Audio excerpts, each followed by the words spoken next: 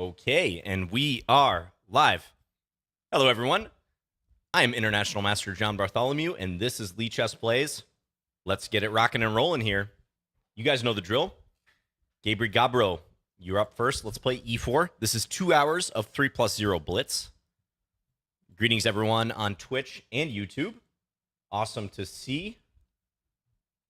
Thank you guys so much for tuning in. Let's play a scotch game here. Hold up. Got to make one minor adjustment. I feel like I have to do that every week. I do apologize for that. Okay, here we go.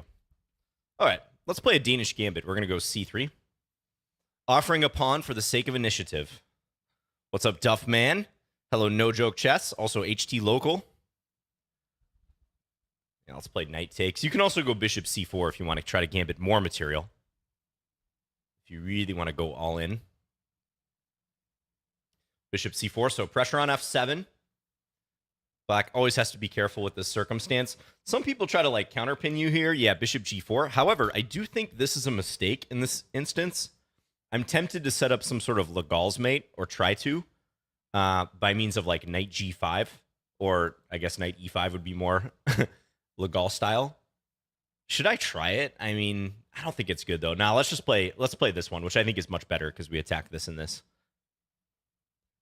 Greetings, Juho. Thank you for subscribing to the Lichess Twitch channel. Greatly appreciate it. Yeah, now I can take here. So black succeeded in defending f7, but these 2 points are loose. So we can go ahead and capture that. Let's see. I accidentally pinned the tab. Oh, there we go. Okay. I was going to say, I accidentally, right before I went live, like pinned the Lichess Twitch tab, which made it like awkward to see what was going on with the stream, but I figured out how to unpin it. A technological unpin, not just a chess unpin. Yeah, this does have some Opera House game vibes. You're right, with the queen coming here and black having issues after queen b3. Couldn't I sacrifice the bishop on f7? King takes f7, the knight g5, and queen takes g4. That's a great question.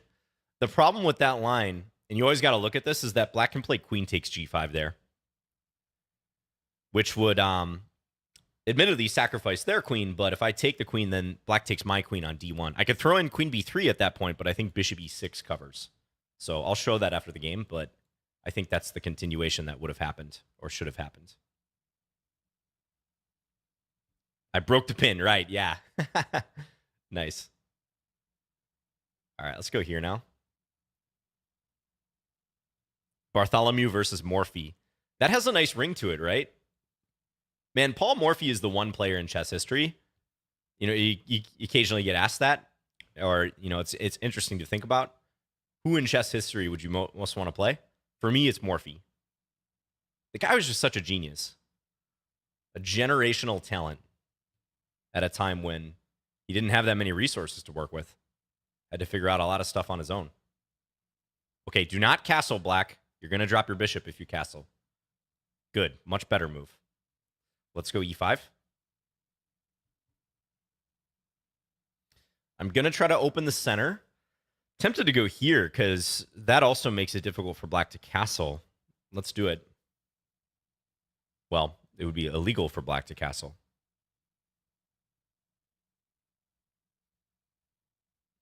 I think Morphy would be uncomfortable with how solidly you played. Yeah, he might be baffled by the fact that I can play the Scandinavian defense and get away with it. All right. So that guards against rook takes e5. I could play knight takes e5. And then maybe some sort of discovery. I'm looking for like truly crushing moves here. I'm not seeing too many. So I think I'm actually going to go for that. We're going to go for the discovered check if black takes here. Thanks to our YouTube viewers as well. I see you guys. Kopeshiktikness. I can't pronounce your name. It says, let's do this. Also, help find my dog, please. It says, love you, John. Thank you. Hope you find the dog. Isn't that the Goring gambit? Ah, yeah, that's a good point. I always get the two confused. The Danish and the Goring. Or Garing. We'll see after the game. I do tend to get them confused. Okay, here too. Do I have a checkmate? Not quite seeing it. I have all these discoveries, but the king's going to trickle out this way. Let's actually double the rooks. That looks strong. Hello, Neil Bruce. And this is mate now. Okay. Thank you, Gabri Gabro. Let's take a quick look at that on that one because you guys had a couple questions here. Yeah, this is the Gehring Gambit. Gehring. Yes. So there's a typical operation that happens right here. Someone was asking in this position about bishop takes f7. So it does look like queen b3 is the best move, but bishop takes f7, yeah, natural thing to think about, good thing to think about usually, because often you do get this discovery, and then the idea is you're going to pick up the bishop here, destroy their king safety, you know, pick up a pawn in the process, which would bring it back to material equality here. But always watch out for the queen capturing the knight, this in-between move. Because if I take, black takes here, and even if we take back, when the dust settles, white has lost a piece in that sequence. They gave up 2 minor pieces, but black only gave up 1. And you might say, well, what if I throw this move in? I'm being extra sneaky. Give a check. Well, black has this to cover.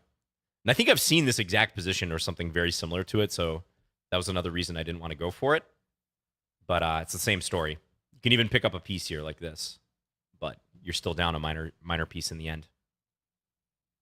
So, yeah, Gabri Gabaro, I think bishop g4 is a definite mistake. It is kind of tough after this move. I guess you should probably go here, which makes sense. That's an improved version of what you did because it guards c6 as well. And hey, look at that. I mean, this is actually fine for you according to the engine. Yeah, maybe I would think about different moves, but... So, okay. And there's other ways of handling this too, by the way. And if you don't even want to get involved with some of the Gambit accepted stuff, you can play d5. That's always a good option. All right. First game in the books. Thank you very much, Gabri. Speaking of Morphe's Ghost, you are up. Let's play e4. Good luck to Morphe's Ghost. Let's play knight f3 again. I think I'm going to go a different direction if black plays knight c6, but we can't rule out the ever popular Petrov, right? Let's play bishop c4. Should we play a 2 knights defense, one of the sharper lines? I feel like Morphe's Ghost knows this. Ooh, tricky variation, very tricky.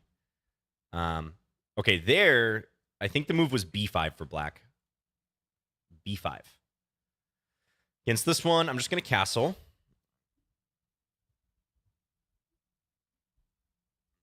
I have seen knight f5 before, but I don't know if there's like a refutation per se. It might just be that white's up a pawn from this point forward. So we shall see. Yeah, you got your wish immediately. You get to see what happens between Morphe and Bartholomew. Ooh, this is not a good move on my part, I don't think. Hello, John Carter. I think black could have played knight takes d5 there, maybe? Maybe I had knight takes f7. Oh, yeah, I bet Arizona is blazing hot right now. Absolutely. Have I ever met chess coach Andras? Asked Old Suitman on YouTube. So I know Andras. Yeah, I know him. And I've never met him in person. I would love to. But yeah, never met IRL. I'm in the US. He's in Australia. So probably not likely unless we both go to some sort of, you know, chess event. But you never know. And he's also streaming on Lichess quite a bit, too. So shout out to Chess Coach Andras. Hey, Anton. I think this shirt is actually black, but I'm not 100% sure.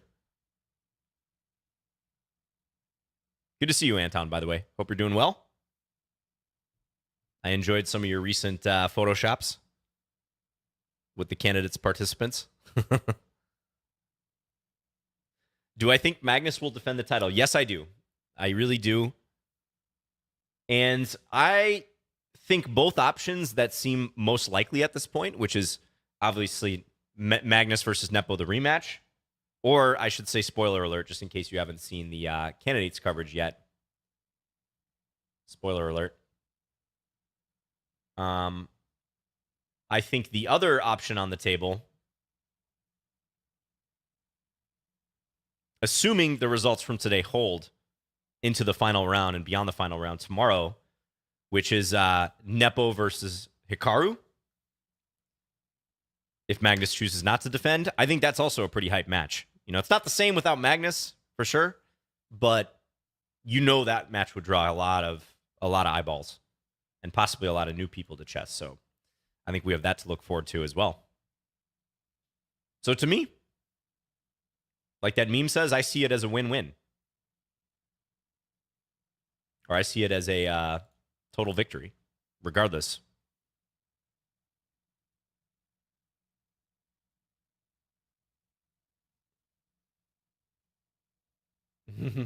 Hello, Nick Novotny. Okay, Morphe's Ghost can play bishop h3, but chooses to do that one. Let's take this pawn.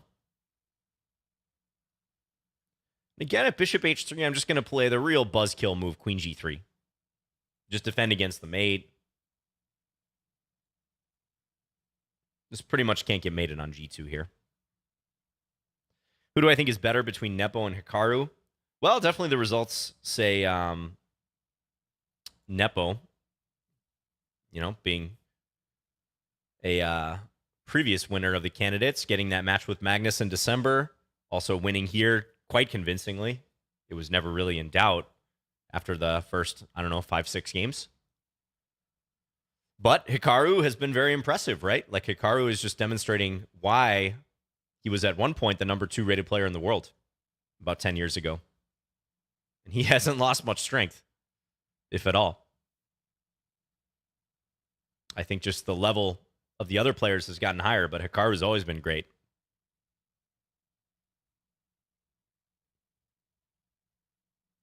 Now, if take, I get that pawn closer to promotion, and the bishop is going to swoop in, like bishop f7. All right, thank you for the game, Morphe's Ghost. GG. Yeah, so knight f5, maybe playable on occasion, but I don't think it's the best move. Yeah, b5 overwhelmingly played here. And this is something that always struck me about this position. The best move for white is bishop f1. It's a counterattack on the bishop. White's supposed to go bishop f1. And the reason for that is when this happens, how do I want to describe this? The reason is to guard g2.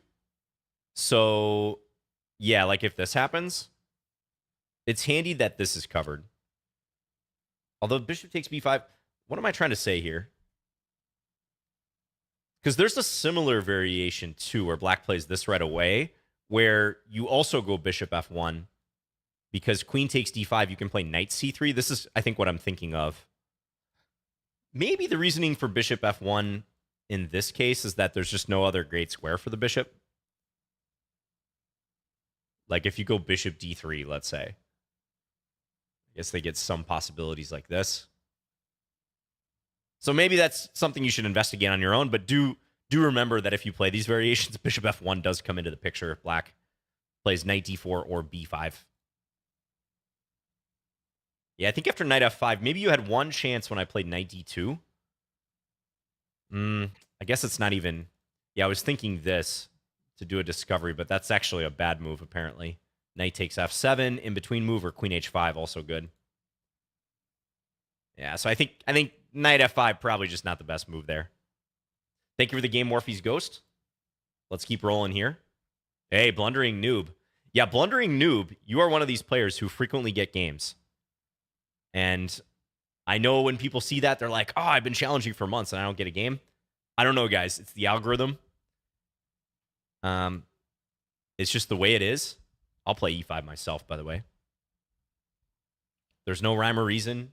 It's just what the algorithm predicts or assigns. Okay, Ponziani. Ponziani. Can't spell Ponzi without Ponziani. Or Ponziani without Ponzi, I should say. People just suckering others into playing this opening, hoping to cash out at some point and abandon it. No, I'm just kidding. Ponziani is a legit opening for sure. I usually play this one line against the Ponziani.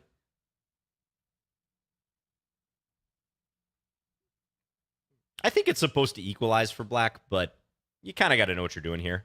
Okay, I've never seen this move. Usually white plays d5, knight e7, and then takes here. So this is new to me. Now, I could go here and try to go after this pawn, but you always have to reckon with queen d5 operations against that. So I'm not quite sure about that. Let's just play d5.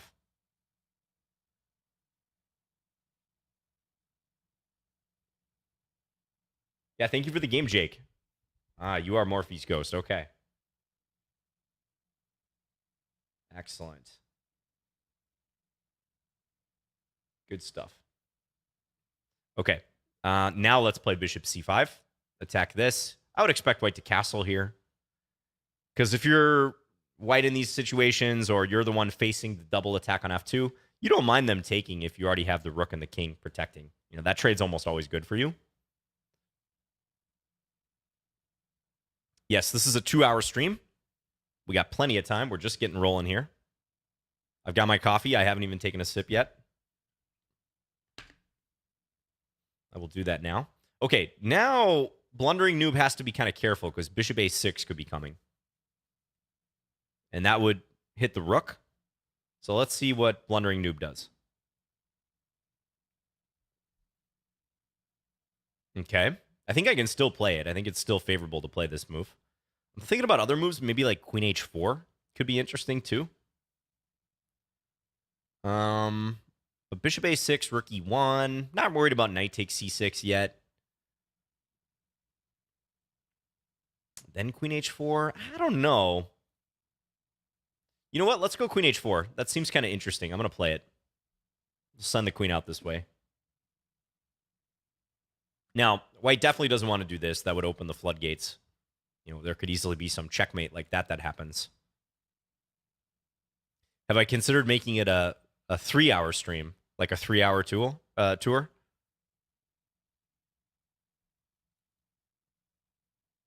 I think 2 hours is a pretty good length. Yeah. I think it's pretty decent. Okay, what now? I want to keep the initiative going, so let's go bishop a6. Then I might go f6 after this. I think that could be a good way of trying to keep the fire burning, you know?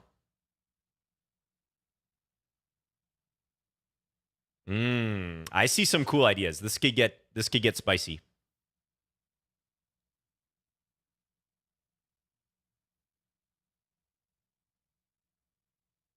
Hello, Buster Casey on Twitch says, I'm new to chess and started with Lichess. Is there any way to make the computer easier to OK against? Stockfish level 1 is destroying me when I just want to mess around and learn. Good question. I think some players in the chat might have more recommendations than I do in that regard, but yeah, you can, of course, try to find human players around your level. I would recommend playing some longer games to do that. What else? You may consider trying one of the Maya bots, like Maya 1. Those are AI bots that play a bit different than Stockfish. But I would say human opposition, probably your best bet. Because there's a huge player pool on Lichess, and you can probably find someone. Let's go here. Why not? I really want to sacrifice now, guys. I think this is good, too. Take. Yeah. You guys know the drill as well. If it looks at all questionable, I'd go for it. Now here. Okay, where is the win now? King h1 is obviously forced here. Now I can take, and I can win the queen at that point. I'm seeing if there's something better, you know? Like, there might be some spooky move here. I could promote as well. I could take the knight. Now, let's take here. Man. I don't see it. I think I got to win the queen. Just go from there.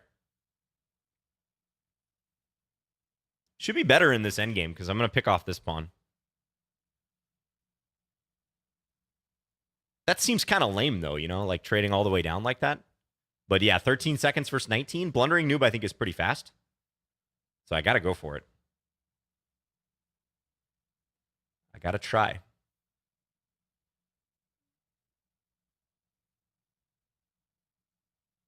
Knight e5, I can go c5. Undermining move. Important. Yeah, we just get the flag here. That was a little anticlimactic, wasn't it? Thank you for the game. What do you guys think? Did you see any better way to play there? I felt like I had a great deal of pressure, but I think Blundering Noob kept their head screwed on straight here. Ooh, you don't like to see that the engine just says the pedestrian move the queen. Yeah, who's going to resist f takes e3 here? Really? Aside from a computer. That's sad. That's sad. Yeah, I could take the knight first. It doesn't really do much, though. I think I made the right call, ultimately. Black is better here, but there's just not as much, not as many fireworks going on. Okay, interesting game, Blundering Noob. Yeah, so the main variation I'm aware of is to play d5 in this position. You can see in the Masters database, that is the overwhelming move here. 406 of the 416 games in this position feature d5. And then black goes here, white can take. Now, you don't want to play d6 in this position. That attacks the knight, but it leaves black vulnerable here and also even queen a4 type stuff. But black can play knight g6, and I think this position is basically pretty much equal. So, Advait in the chat here asking, how do you watch this stream? It is twitch.tv, lichess.org. And there's also a YouTube link. But that's where we're at on Lichess, or on Twitch, rather. If you want to watch it on YouTube, go to the Lichess page. Okay, let's get another game in here. Thanks again, Blundering Noob. Hey, Kimya, frequent viewer, an opponent as well. Good luck, Kimya.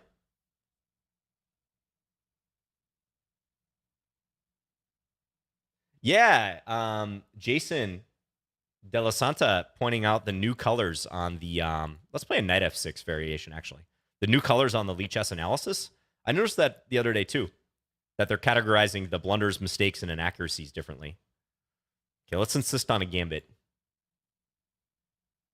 I don't think this gambit's super sound for black, but we'll insist on it. Okay. Let's play bishop c5. This is random, yes. If you challenge, you get entered into a pool of players who are also challenging. And it's just random from there. Who gets picked. Okay, bishop g4, h3. I don't think I can really go fishing pole there. But let's try it. It could be interesting, because one thing I'm noticing about this fishing pole, take. Even though my queen has a hard time getting over here, I might just play like d3 or something at that point. So this could get interesting. Let's go here now.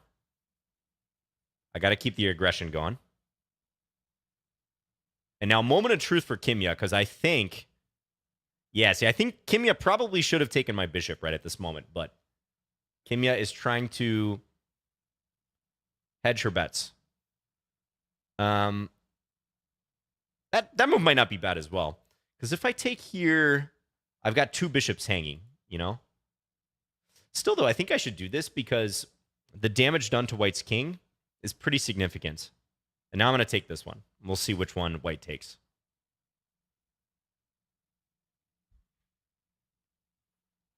Yes, that's right, Fistbill. You're right on time. Could I take here? Probably not. Probably no good. I could maybe take here, and then rook takes h3. That actually looks kind of interesting. Let's try that one. Very aggressive. I'm turning up the aggression to 11 in this game, but it strikes me as interesting. Throws in a check. Okay. So let's go here for maximum coordination. Maybe I can swing my queen over to h8, like after taking here at some point. Attack like this. Or maybe queen b6, rook over here. Okay, yeah, now how to continue this? Queen h8 does seem kind of obvious in this position. I'm not sure it's best, though.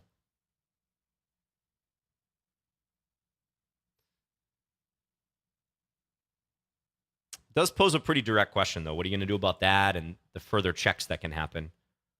It's a mate in 2 threat, right? Check, king f2, queen h2 is checkmate.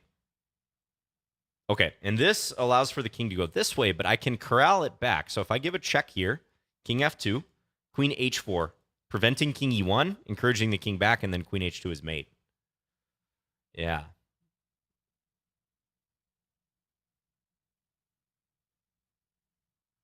Do you think so many underestimated Nepo? I just think he kind of got lost in the shuffle of like really strong, confident predictions because of the way the Magnus match went, and people just wanting to gravitate towards some of the other favorites. Fabiano, thanks for the game, Kimia. Fabiano and Ding, of course. I mean, I picked Ding before the tournament. I wasn't really feeling like any particular player in particular, but I was gravitating towards Ding. Yes, thank you for the game. But I think this candidates was one of the most up-in-the-air candidates in recent memory. Okay, so yeah, I played very suspicious here with h5, trying for a fishing pole. I think you could take this bishop, Kimia, and then knight g5. But I know this looks scary sometimes. I was going to go g3 here and try to put pressure on this pawn. This seems interesting. So the computer thinks this is, pretty much nonsense for black, but for a human, not so easy. Yeah, here's the different color-coded things. You can see inaccuracies, mistakes, blunders. You guys can't quite see that, but below where my webcam is, that's where it would appear. I also felt like probably here, you should go ahead and take right away. Because if you take right away, I'm going to have a bit more difficult of a time getting my queen and the other rook into the attack. Whereas bishop b5, even though that disturbs my king, that helped me quite a bit, right? Because now when I get to swing the queen over, they link up immediately, the queen and the rook. And this is winning. So that's the power that one tempo, one move can have in a sharp position. Whereas if you play this, it looks like you have means of defending yourself here. King g2, probably looking for this on the next move. Yeah, like now if I go king e7, you even have fun stuff like that, followed by queen takes g4, or just this, yes. Still complicated, but much better chances for you. So thanks for the game. Okay, royal flush. Let's play d4 in this game. Good luck, royal flush.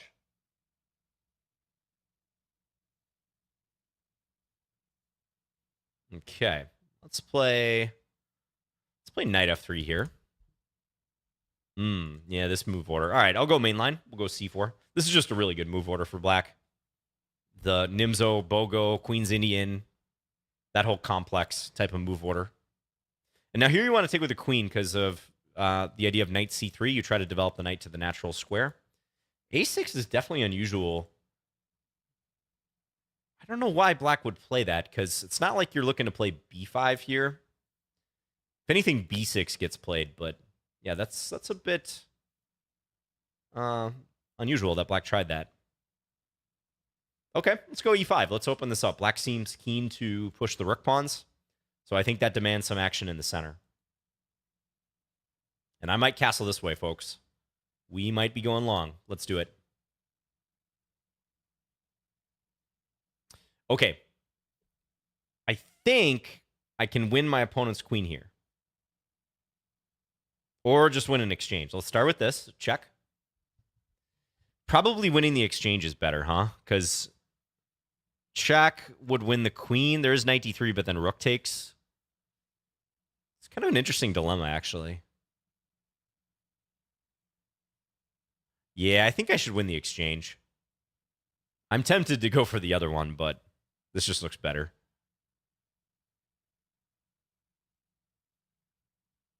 Oh, yes. Thank you, Axiom. And thanks for watching my streams recently, too, Axiom. Appreciate it. I don't know. I might want to go to f8 here.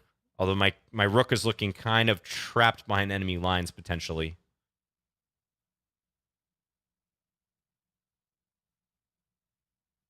Tempting move, though. Very tempting. How actually does black trap it if I do that? 97, take. I can always get out through this one. All right, let's try it. True to form. If it looks interesting, we're going to try it. Okay, I am potentially blundering this, too, but this is a pretty desirable move if it works because it keeps black pinned. Okay, so let's step here. Ah, black's going to take that one. Okay, fine.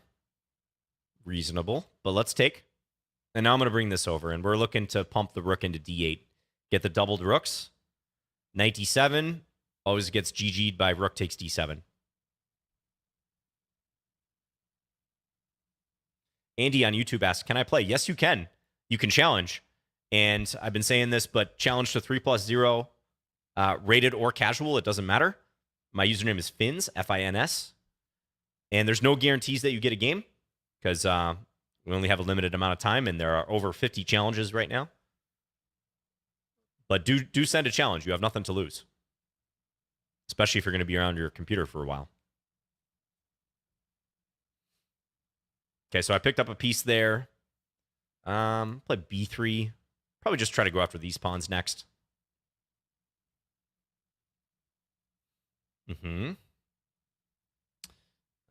Let's go here.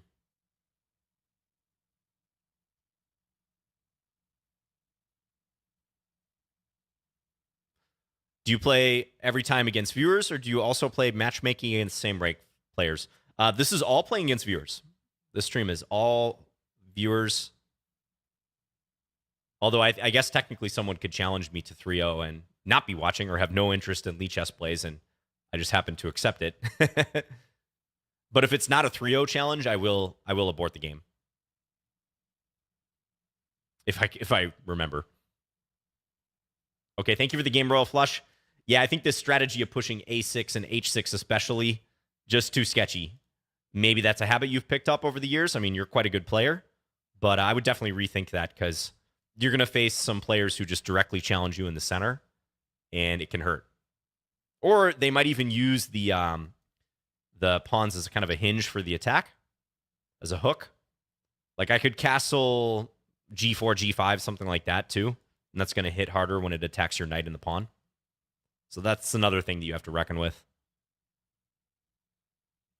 Let me just see after knight c5 if it approves of the way I did this. Yeah, queen c2 again. That's the other move if you want to pick up the queen. Because knight d3 doesn't even help black. It actually makes things worse because after rook takes, the queen is attacked, and no matter where the queen goes, there will be a discovery with the rook finding the queen. Or the queen just being straight up lost. So, if you go here, check. That's a fun move to play with the discovery. Thanks again, Royal Flush, for the game. Fallers, you're up next. I recognize you, Fallers. Okay, let's play a Sicilian this time. And, okay, yeah, the Alapin is just a good line. It's hard to spice things up too much. I'll play b6. I don't think this is a great response to the Alapin, but it's interesting. It produces some unique positions for this line. Doesn't AlphaZero love pushing those pawns, the rook pawns? Yes, but selectively, and especially when trying to establish like a pawn deep in the enemy position, so more so pushing it offensively. That's where AlphaZero was more fond of it. Often from the white side, if you look at AlphaZero's games. I don't recall too many examples of it doing it with the black pieces. Let's go here. I'm going to try for bishop a6. This is usually a good trade to get in.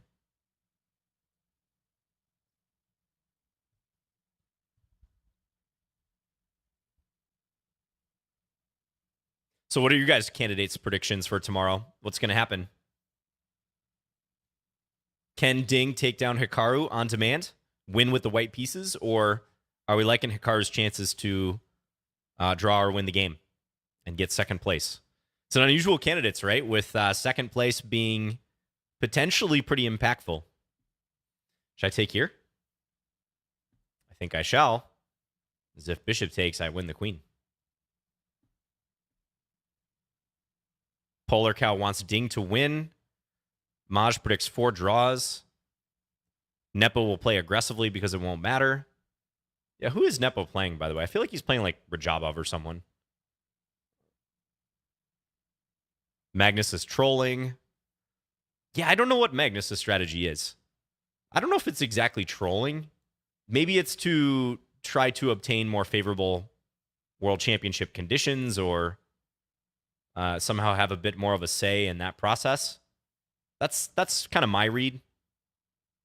But yeah, I would say the consensus right now is that Magnus is not actually totally serious on relinquishing his world championship title. At least the consensus view from everyone I've talked to and what I've seen is that people would be very surprised if that were the case. That's probably just the common sense view. It just doesn't seem like that's the way his legacy is going to end at this particular point in time. All right, let's go. Let's just go here. He might take c6, but I think I need to start thinking about castling. I'm up a pawn. Yeah, I think I should take with the rook. Let's invite knight e5. I'll just play the rook back to c7, probably.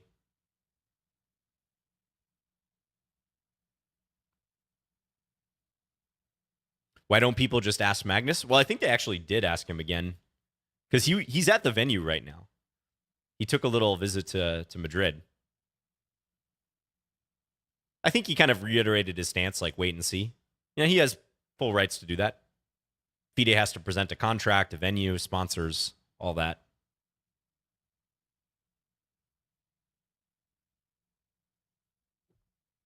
Hello, Big Mo on YouTube. Thank you. Appreciate it. Likewise, hope you're doing well. Thanks, everyone, for tuning in. Thanks, Lichess, for putting this on every week. Multiple times a week, too. There are other Lichess Plays streamers like Sabina Foiser. She's on quite frequently as well. Okay, big time pressure. This looks like a bit of a logjam. It almost looks like I can win something. I don't see exactly how, though. Let's play bishop f6. That looks like it increases the pressure a little bit. So if here, white goes back, let's go knight d6.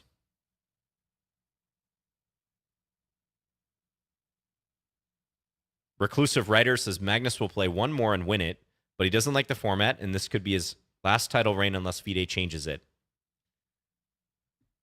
Yeah, I could see that being a narrative for sure. Because he's going to be, what, 32? Is he 31 right now? Or 30? So you kind of have to plan ahead and think, well, what is the World Championship looking like? Or how old is he going to be? What is it going to look like a few years out if you were to play this one, which would be in 2023, most likely? And then potentially defend again.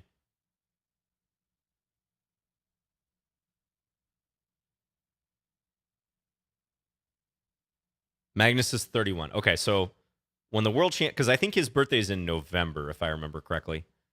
And this World Championship's probably going to be like January next year at the earliest. Having a hard time figuring out how to convert this. Don't really know why. I think I can just go here. Yeah, because I was worried about that move, but it took me a while to realize that I actually just have that defended from the bishop. I think we're under a mutual delusion about that. Okay, thanks for the game, followers. So I think you were doing fine up until bishop e3. That appears to be a blunder. Ooh, maybe not. Knight takes e4.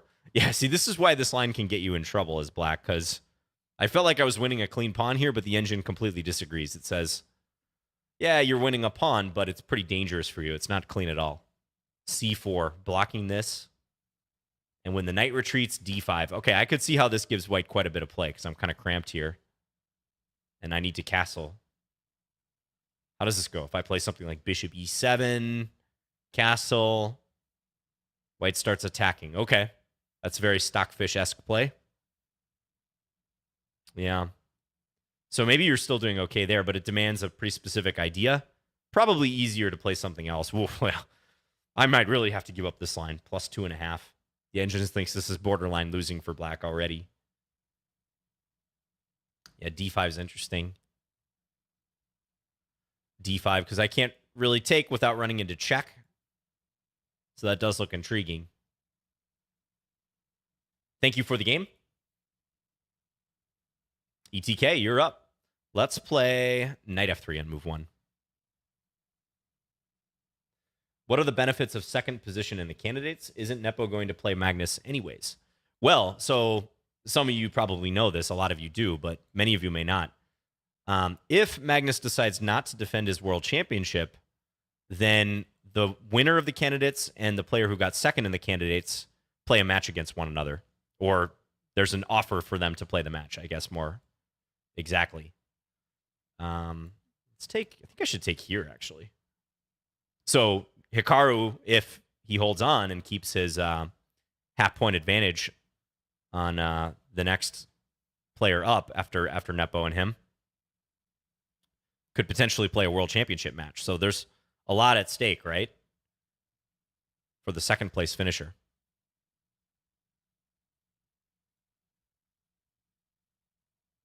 Why is knight f3 so popular? Well, it's a pretty flexible move. It's a useful move. And it has some transpositional qualities to it. So it can kind of go into d-pawn openings. It avoids certain lines too, like the Grunfeld, Benko Gambit, if you want to try to steer the game into a d4 opening, but not necessarily do it right away. That is commit to d4. So I personally use it as kind of a transpositional weapon.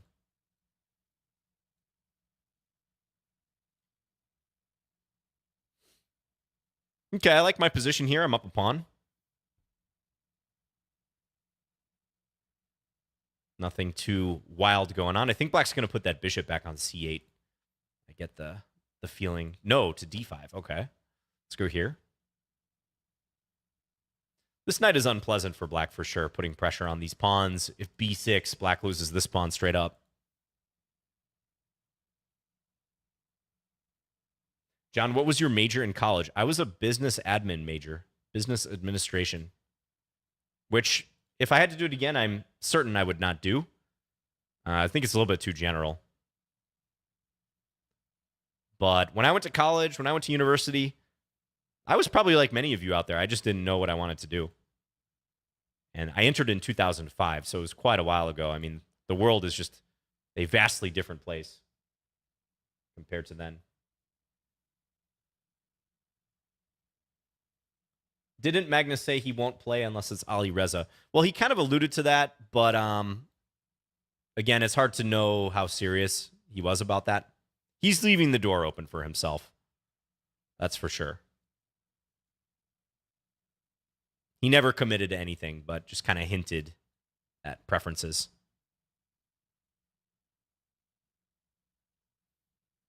All right. Can I take this one? I think I can, because if he takes, I get the back ranker. I don't see a great move for him otherwise. Let's do it. Useful pawn to pick off. I've got two rollers here coming down the board. All right, now that bishop is under fire. I think I'll just play b5. Just anchor it. Advance the pawns.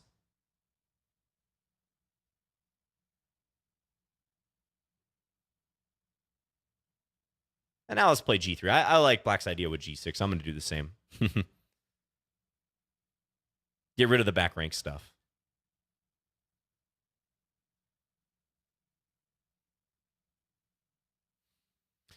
Yeah, now let's play this. This is a bit pedestrian, but I think it makes sense. Go for the trade, roll the pawns. A pawn's coming down the board. Nothing black can do about it.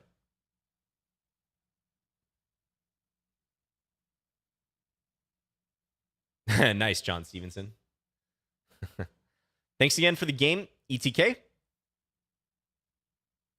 So you played a bit of a sketchy line, this early c5. transposing into a Tarash. So that part's not so bad. But, taking here is the overwhelmingly played move. Looks like there's exactly one master game where black played c takes d4 in this position. But, yeah, just interesting. White played g3, really? Well, that's weird. I think we discovered a master game where the moves were clearly nonsensical. There must have been an input error. It's just a sea of red.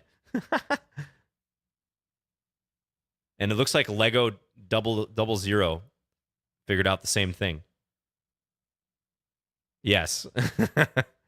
I think this was a move order error input, whoever put this in the database.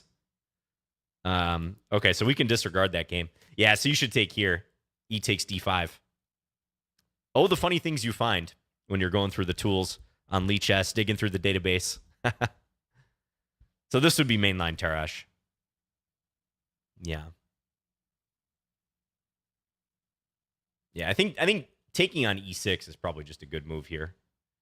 Very difficult to justify the pawn. That said, I mean, maybe I should have taken with the knight. That might have been better because it did kind of look like you had some compensation here. But unless you can land something like this real quick, which I was planning to meet with knight bd2 if you try knight a5, I'm just not quite seeing the compensation. There's not enough tension in the position for black to do much here. Even doubling the rooks, there's no entry points here. So that's the problem with gambits like this, where you're not creating pawn tension or areas on the board where your opponent has to constantly think how things might change. So thanks again, ETK. FCRJ. Ooh, these are the opponents that worry me. I put on Twitter, there's nothing more terrifying than playing opponents with a bunch of random letters and numbers in their username. But FCRJ, okay, no game. I'm going to proceed with caution. Because whenever you got the question mark, you just don't know their true strength. They're provisional. This could be a birth year. Yes, that's true. That's very true.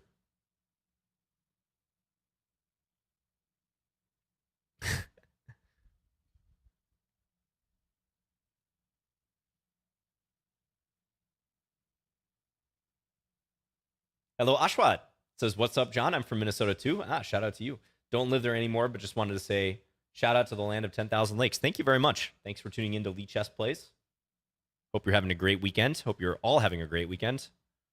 This is one of the highlights of my week, hanging out with you guys.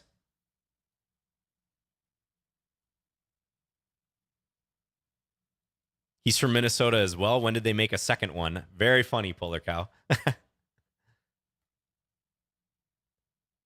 All 5 of us are very amused by that comment. Let's go bishop f5.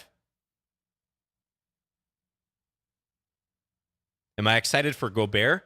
That's in reference to the Minnesota Timberwolves, our NBA team, picking up Rudy Gobert from the Utah Jazz. Honestly, I don't have a good feeling about it. I think we gave up a lot for him. We gave up like 4 first-round picks and like 2 or 3 other players, one of which is Patrick Beverley, who brought a lot of energy to our team. I don't know. I don't think it's going to actually improve the chances of this team going deep in the playoffs very much.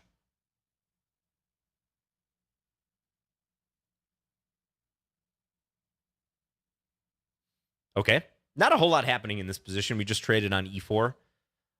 I'll be curious to see what FCRJ comes up with in terms of a plan. Yeah, White is playing totally reasonable moves, but there's no immediate clash or anything yet. I would like to maybe play b5, b4 long term, but I'm happy to keep the position somewhat closed for the moment. We'll go here. I could see White playing like knight e5 or something at some stage.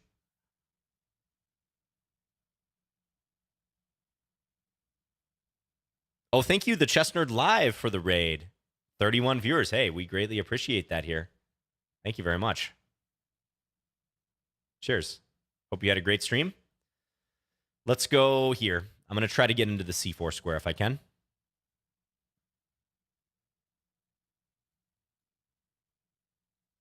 Remember when he touched the mic? Yes, that was an infamous incident where this guy, Rudy Gobert, when he was playing for the Jazz, It was actually kind of surreal. It was like a day or two before the pandemic really started making the news and, became like an issue that just dominated the news coverage, really. Everyone knew about it. He was at a press conference after a game, and there was some like talk of it, and he was basically kind of, making light of it, and he like went and touched all the microphones up there at the news conference, and he like came down with coronavirus like the next day. I don't exactly remember the timeline. I don't know. If I go queen b6, knight d7, maybe queen a5. Maybe queen a5 is a decent move here. Let's do that. I'm way up on the clock, so I have a bit of wiggle room here. If b3, I think then I take e5, and this is going to be weak. Yes, it was a facepalm moment for sure. For Gobert. I think he felt really bad about it, for obvious reasons.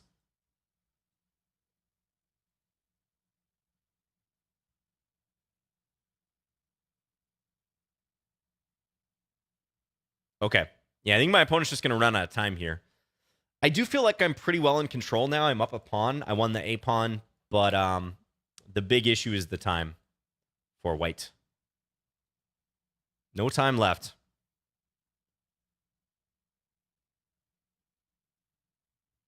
This would be a last-ditch attempt to generate some checks or something, but yes, thank you for the game.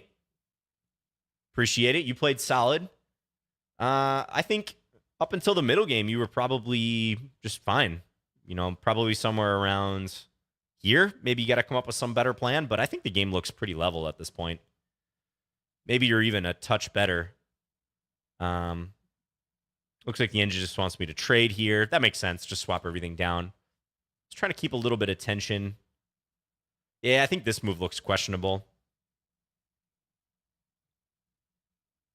So you can play rook a1 here. Interesting. Why is that playable? Let me try to figure this out. If rook a1, I take. Why is this okay?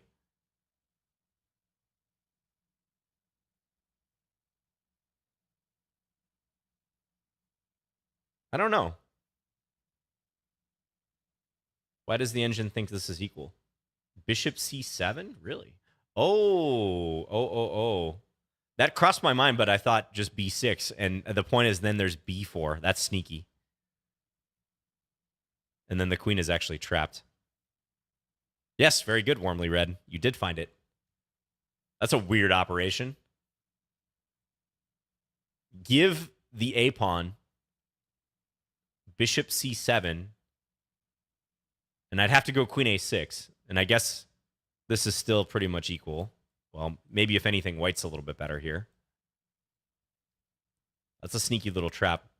And if I take the bishop, then white takes the rook here. Okay, thanks again for the game. Hey, Polar Cow, you're up. Good luck to you. What should I play against Polar Cow?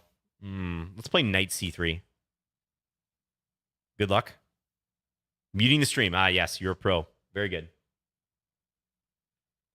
Hey, Casey, I see you on YouTube. Greetings. Awesome to see you, man. Thanks for tuning in. Been a while. Hello, Derek Messiah as well. Okay, we'll play a Jobava London. Seems like I got to play a Jobava London at least once, on Lichess Plays every stream. Let's go bishop d3. Bishop c7 played is just cheating. If white were to have played that like very fast and confidently, I might be inclined to agree. Like if those moves just got busted out in the position, you'd be like, that's a little sus. All right, we're playing in true Jobava style with a very quick g4. Now let's go h4. Let's double down. Now, notice I'm not threatening g5 yet, really, because I can't take with the pawn due to the rook hanging. But I'm probably going to go queen f3 and try to get g5 in thereafter. Interesting move here. All right, you know what? I'm going to put Polar Cow to the test. You look like Eric Dendorian in Game of Thrones. Okay, I don't know that show very well, although my parents actually watch it. Let me look up who that is.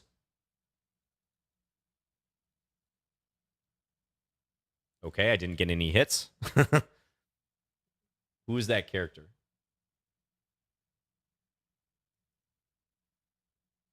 Oh, Dorian Lannister?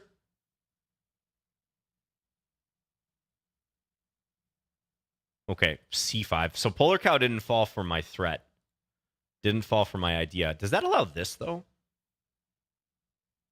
This could get interesting. Let's do it.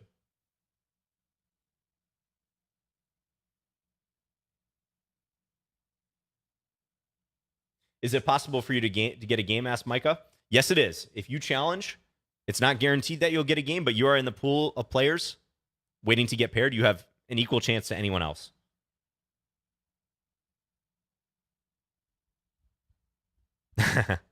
I've seen some episodes of Game of Thrones. I'd say I've probably seen maybe one full season, but like various episodes. So hence it's like very confusing whenever I watch it.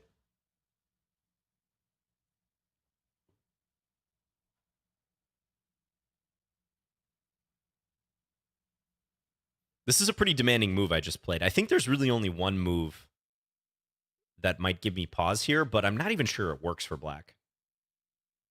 But if I'm Polar Cow, yeah, C4. That's, I think, the only move that makes any sense. But let's see what Polar Cow does now. Okay, but now I hit this with tempo on the queen. Ooh, now Polar Cow dares to take this. Which, good that he didn't check there, because then there might be some bishop c7 stuff. So let me think. I gotta probably save the light square bishop. Don't see a way to trap this queen. So I think I am just going to pull this back. So for now, I'm up a rook for a pawn, but you always have to discount this knight. This knight might not make it out. But logistically, it could be difficult for black to win it. So maybe it will actually survive. Okay. Yeah, I could start trying to get it out somehow, but I'm kind of feeling something like this and still g5. Let's go here. It also prepares knight e2 if I want. Please save the horsey. I'm going to try to at some point. Yeah. Okay, let's go here. Now there's even this idea. I think there's too many things for Polar Cow to have to worry about here. The queen is also still in jeopardy to some degree.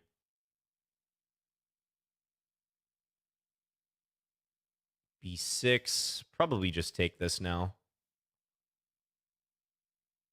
Yeah, I think so. Go capture that.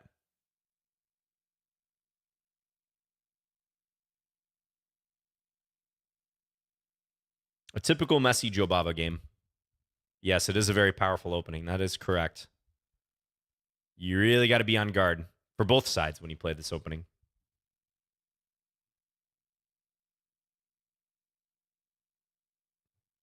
Okay. Let's go ahead and play g5 as planned. Probably take this one. Let's take here now. Hit the queen. I did save the horsey. It's bopping around. Knight e2 may be coming. Also, I think the rook coming in is close to mate. Let's play that. Yeah, mate in 2 here. Check. And queen f7. All right. Thank you for the game, Polar Cow. Interesting one. Yeah, I think that c5 move probably was just mistimed. You know, you got to be constantly vigilant about knight b5. Looks like here your only move is actually e5. That's interesting because I too thought c4 was critical, but looks like you got to disrupt this more so. Take and then play c4 or maybe a6. It's not pretty. It's not pretty, but yeah, I could see how maybe this is one of the few ways that keeps you semi afloat. Interesting. Okay, so the trap with a3, by the way, looks like that move's actually a bad move, but you see this sometimes. So if black takes the pawn on b2, I can play knight a4, and the queen is trapped because you've taken away the b4 square. and the knight guards b6 in addition to attacking the queen. Knight also guards c3. So sometimes you can think about a3 in response to a queen b6 move, or as black a6 in response to queen b3. Looks like the engine dislikes it, though, because black does have knight takes g4. I don't think either of us consider that move here. Loses the knight, but then queen takes b2 hits both of these, which are undefended. The rook is now undefended. So, interesting wrinkle there. Okay, thanks for the game, Polar Cow. Always a pleasure. Who do we have next? And Papag. Good luck to you. By the way, I fully encourage you guys to try to flag me in these games. I will not get upset. I encourage it. You guys should do your best to win games against me, no matter how dirty. I'm not in the Vladimir Kramnik school of chess. He got very upset the other day. It seemed, at least from what he wrote on his chess.com profile, he was playing in the Rapid Chess Championship over there. Lost a couple games on time. There's no increment in those games. And he wrote a long piece on his chess.com profile about how it was morally degrading for that to occur. But I can assure you I won't get mad at you. Okay, let's take here. We'll mess up the white pawns.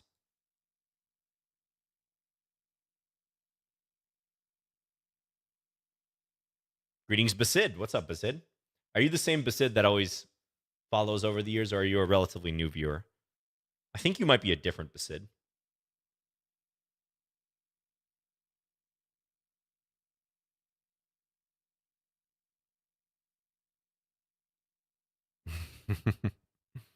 That's right, Happy Accident and Monoi. Okay, let's castle this way. So I generally like black's chances in these positions with white having these bad pawns.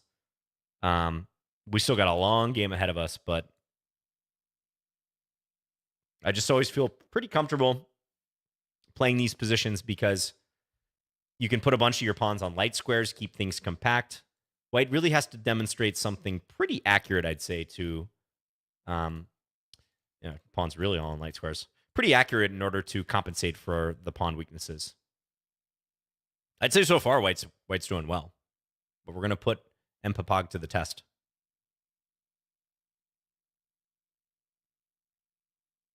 Let's go king c7. Just take our time. Okay, now let's go here. So first test, what is white going to do about this pawn? White needs to keep that safe. I think they will.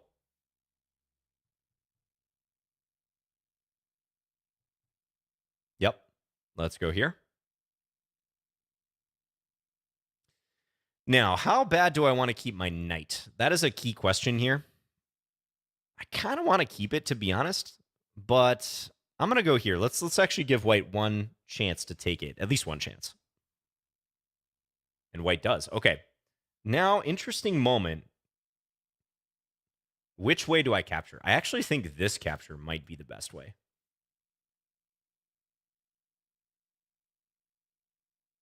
Always a tough call, this sort of decision, but let's see. And now we're going to pile up against that weakness there.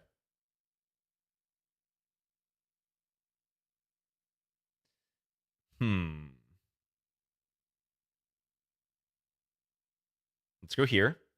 Encourage b5. I'm okay with b5 happening. But we're shifting the rooks over. We're going to go after this pawn. When I do this, which way does it go? Actually, I'm shifting this direction. It's opposite. We're shifting from the d file to the c file. Can I win that pawn in time? I think I actually can. So let's go here. King back. Keep this pawn well protected. Then here. And you know what I'm lining up? Rook takes d4. This is the move that's going to break white. And I think white sees it coming, but doesn't know what to do about it. I also don't see a solution here for white. White's king is a little too far away.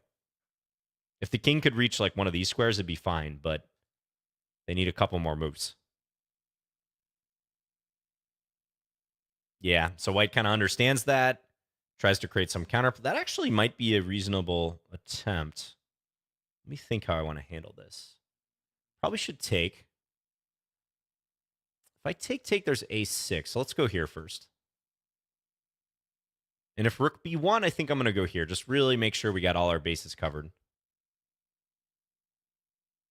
before capturing c3. Nothing really has changed in regards to these pawns, so.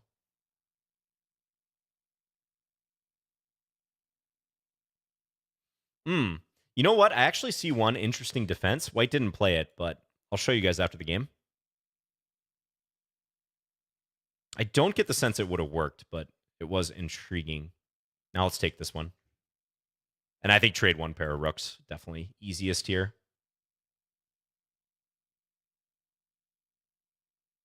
Let's go here. Here. Up 2 pawns, king joining. This pawn dropping as well. Too much. I knew he was going to. He's anticipating king b4. I got him in a pre-move. But resigned. Yes, thank you for the game. I just had this sense he was ready for the check. Okay. Okay, the interesting defense.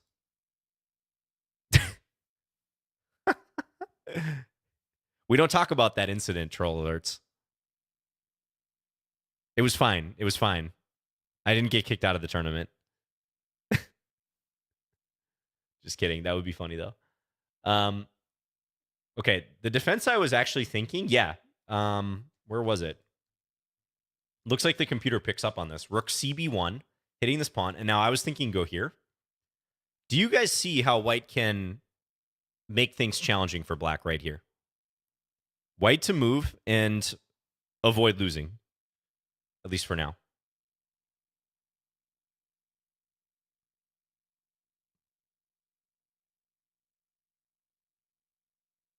Thank you, Chessmaster111 says, good trap. Thank you. Oh, you are the same Basid. Very nice. Since the good old days of ICC. Very good. Awesome. Well, always a pleasure to see you in the chat, Basid.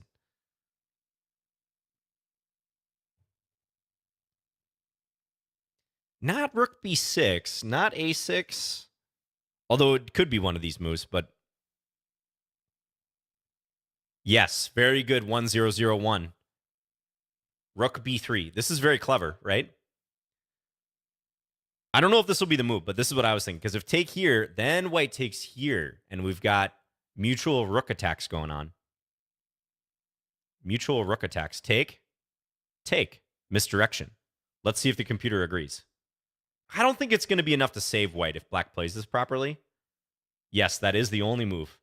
It's kind of weird, but there's certain patterns like that where because this is almost a total loss for black, for white rather, it's too hard to keep all these pawns safe in the long term. You got to rely on counterattacks. So I guess that means king a7 wasn't so hot. Oh, yeah. I did think about this. So if rook b1 here, but I was worried about this. But I guess this endgame is probably just very good for me, if not winning. I mean, the engine says -4 here. Which, is that because... I don't know. I mean, it's 4 versus 5. Yeah, my pawns are a lot better. It's probably winning, but it's interesting the engine says it's this winning. Is that because, like, I eventually win the d-pawn? Shack? No, I can't imagine that's the case, although... Okay, interesting. Yeah, the engine just says this is a pretty trivial win for black, which I guess I can believe, but it's going to take a while. All right, thanks for the game. And Papag, that was an interesting one. I just think probably you shouldn't allow me to double these pawns early on. I might have played bishop e2 if I were you. This always feels a little bit more pleasant for black. I think as played, I probably wouldn't have taken on d5. I think that's somewhat of a mistake. Engine says not. But maybe you need something precise here. It's already thinking maybe start bringing your king over, because your king could be important in defending your pawns. Thanks for the game. Okay, Marco, you're up. Lichess patron, there we go. Marco846, thanks for supporting Lichess. Let's play b6 against that move. This can be unpleasant if white is intent on playing a g3 English system. Okay. Let's go here.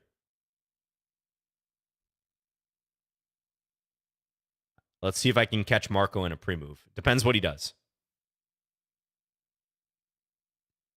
Oh, if G3 I was going to take, which is a Bent Larson style idea. Against E3, I'm not going to take. We're going to play something different. Let's go, I don't know. Let's go G6. Let's go for a double fianchetto.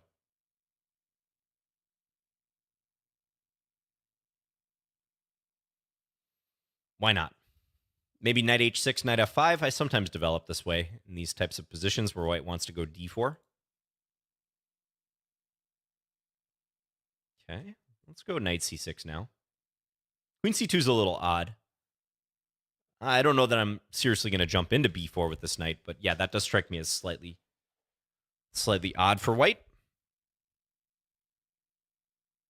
Yeah, Bent Larson, one of the most interesting players in the 20th century, I would say. I really like his books, especially his autobiography.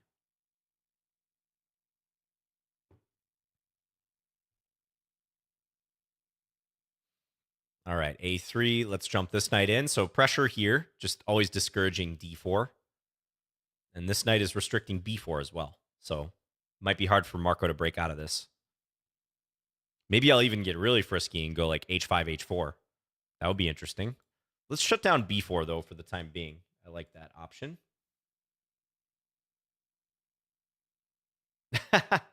I'm looking at my Twitter post because I wrote that we're going live for Lichess plays, and I encouraged people to flag me. And David on Twitter said, I already morally degraded myself by playing some bullet 10 hours before something important, but I've sent you a challenge, and I'm excited to flag you. So shout out to David.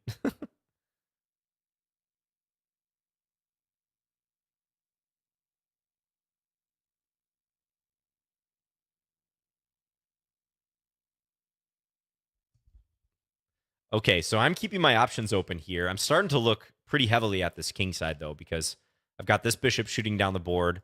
Maybe I can even go F4 or something. Or sorry, bishop E5. And invite F4, where I would meet that with knight takes E3.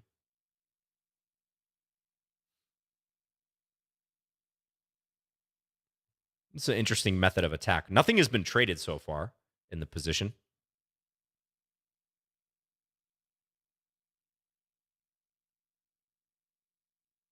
Thanks again to everyone tuning in. We have over 300 on YouTube. How many we got on Twitch? Ooh, we actually have more YouTube viewers than Twitch viewers. That's a little surprising. There's quite a few people streaming on Twitch right now for chess, especially Hikaru, but I'm a little surprised by that. Usually Twitch is dominating, but YouTube taking the numbers today. Okay. Oof, this looks pretty juicy. I'm looking at this move. Obviously, there's sacks on G3. Oh my. There's a lot of stuff going on here. But I can only choose one move. That's the problem in these positions. I think I should sack the bishop. H5 also looks good. Knight takes E3, then bishop takes G3. Boy.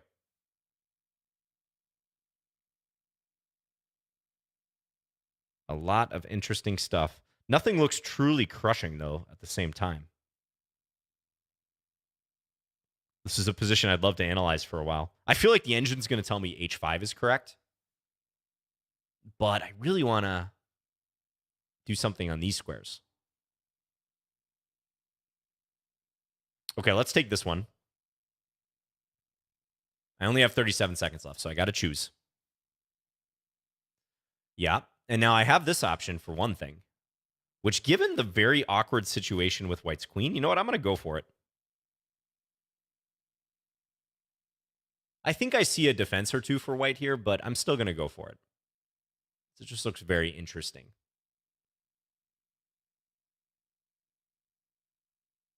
This knight's going to... Oh, good move, good move. Yeah, I actually did think that this is what white should do. That's under attack, isn't it? Okay. Let's go here.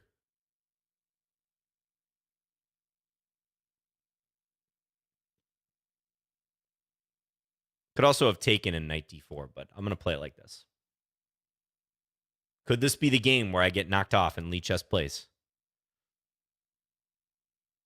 You never know. It's going to be hard. Okay. This is probably not going to be the game I get knocked off and Lichess plays. I'm sorry, Marco. Marco got bamboozled in the complications. Oh, I could have taken that, but this is okay too.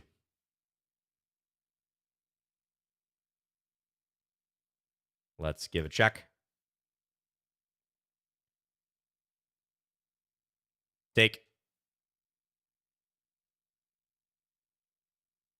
And we'll just come back and take that.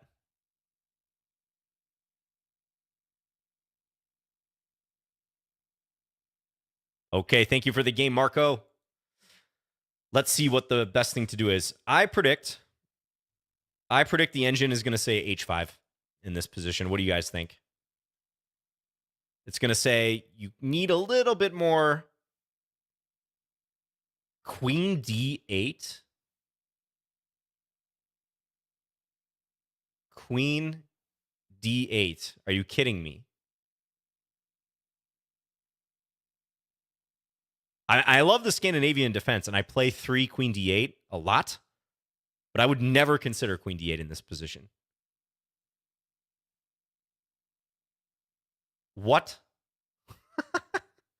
And I'm not even better here? No way. No way. This is crazy. This is one of these moments. We've had some moments like this on Lichess Plays where looking at the engine evaluation just boggles your mind. If I play queen d8, just get the handcuffs right now, take me off the stream, flag my account, ban me for life. Put the big red, this player used engine assistance. What is the rationale for this move? And then castles? No, come on. I am disgusted. I am disgusted by this. Queen d8, is that super prophylaxis against knight b5, knight d5? No way. Okay, castles I can kind of understand, but not queen d8. I refuse. Yeah, h5. h5 has to be, one of the more human ways of playing. It just doesn't think the sacrifices are sound. Probably that goes for everything here. There's always, like, if white plays cooperatively, it's great. If white takes, and then, we get to unleash a check here. That's awesome. That's carnage. But it's not going to work out that way in practice. White's going to play some defensive move like this.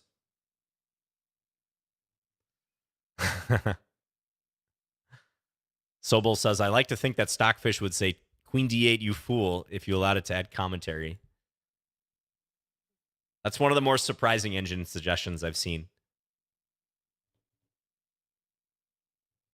I think every human here as black would be thinking attack. Most everyone. Brutal, brutal. Yeah, and then after this, I'm in trouble. So you should play knight takes e3 here, evidently. That looks a little scary, admittedly. Because, again, you never really want to move your king into the attack. But I guess the point is you do this. I go here. I have a couple aggressive moves, but the engine's not buying this whatsoever for black. Which, once this position's in front of us, I can see. And, kind of felt that way in the game. Like, I don't know. I might not be attacking here with a full army. But it's tough. For a human, it's tough. And Marco misstepped and took this, allowing the queen to get captured. Okay, well, some surprising conclusions there. Thank you, Marco, for the game. I think your setup was a little passive in the opening, too, so might want to rethink that. Quello, good luck to you. This is our third game. Quello Esperto. Let's play, I don't know, maybe a Nimzo complex. Oh, okay, we got a Catalan player on our hands. Let's go d5. I'll play mainline Catalan with you. How much of this do you know? Okay, what do I want to do here? Let's go a6. This variation. I think you're supposed to go bishop d7 here. This is some high-level stuff. You can do this or a5, knight a6. I don't quite know what I'm doing in this position. I got to be honest. I think I'm supposed to play a5. I don't know. a5. I just remember this being a plan if you could trade the light square bishops too. Bishop d5 maybe.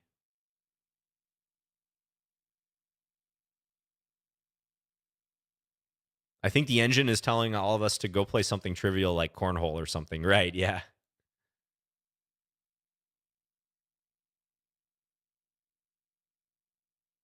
That is disgusting. I agree. Queen d8. I'm still not over that. I'm not going to be over that for quite a while. And this is coming from a Scandi player. It's just shocking. Absolutely shocking. Okay. Now let's take and probably c6 here. Like that's a pretty typical move in these structures. Black can really dig in. This actually reminds me a lot of a Slav because you get this pawn structure out of the Slav quite a bit. So I like this. Just stop white from, attacking down the file. You always secure the c-pawn. Okay, this gets me thinking, this move. So can I play knight takes e4? This is sometimes a discovered attack you can do. Idea bishop takes e7, knight takes d2. It looks very intriguing. I think I see a problem with it. Ooh, but it's close. It's awfully close. You know what? I'm going to try it. I'm taking a few risks in Lichess plays today because I like putting some of you guys to the test and seeing what you come up with. So let's see if white plays the move that I have in mind here.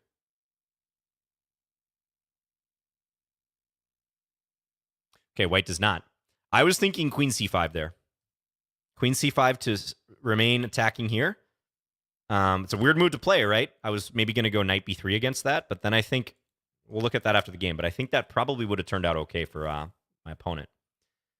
Here, on the other hand, well, okay. In fairness, this is also not so clear.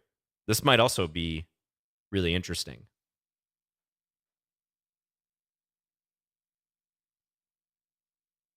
But how does white get their pawn back? Okay, bishop e7.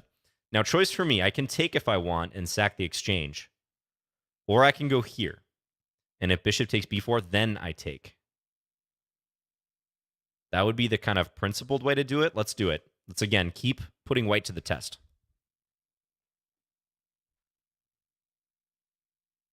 You just saw the video of Judith beating Magnus in the park. What a sick move. Yes, that was a blitz game they played just yesterday. Yeah. Pretty cool to see Judith Polgar play. You hardly ever see that these days. Okay, bishop takes a5 could have been played there, but then I take. Maybe white would have had enough compensation there because of rook b7 at the end. Now, though, we're settling into a position where we can catch our breath, assess the material. We see black's up a pawn and a much better position, too. This bishop is no good. Yeah, hello, Ministry of Blunders. Good to see you.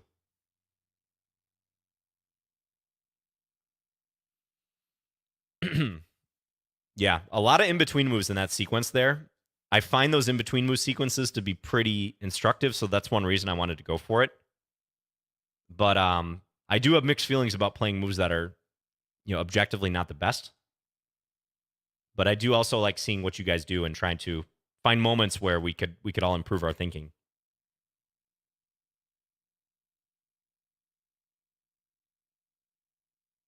So this is winning for black, but could take a little bit of time. Let's actually play b5. Start advancing over here. Let's throw in b4. See where that bishop goes. Take this one.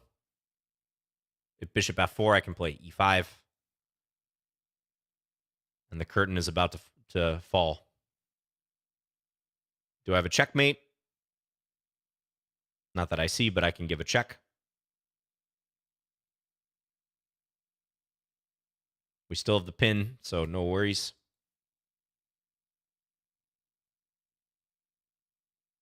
And Quello resigns. Thanks for the game. Let's take a quick peek. I wonder if knight takes e4 is playable. Okay, it's playable. It's not the best move. The engine says I should do something kind of calm here. h6, knight d7, yup. But I was really interested how this would go because, again, you can sometimes think about these scenarios where if your queen's attacked, you can also attack your opponent's queen.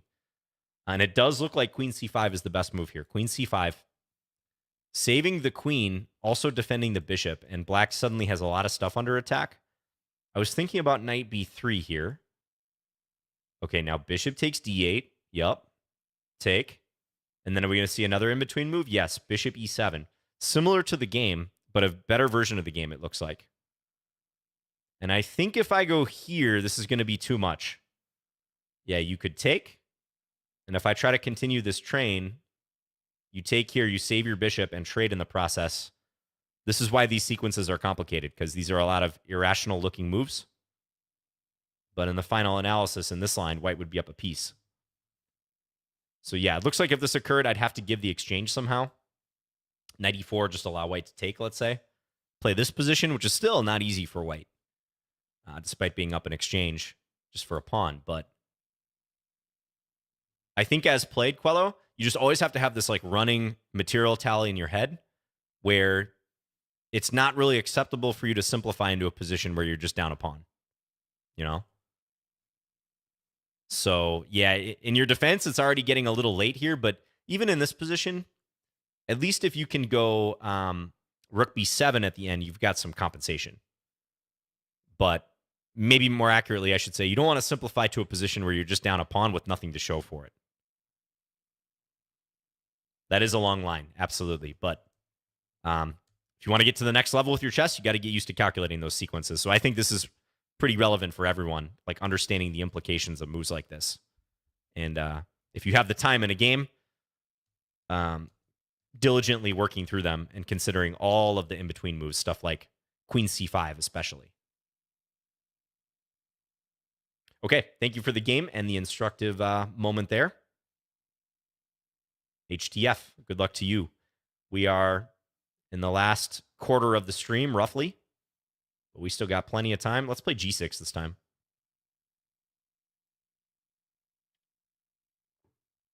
Okay.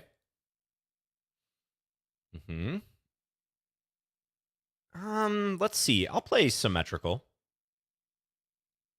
We'll keep it pretty symmetric for the time being.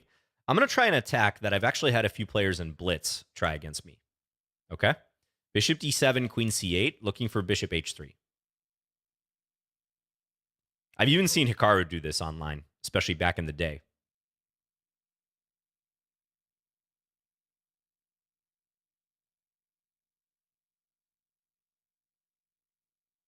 Okay, a4. Let's go queen c8.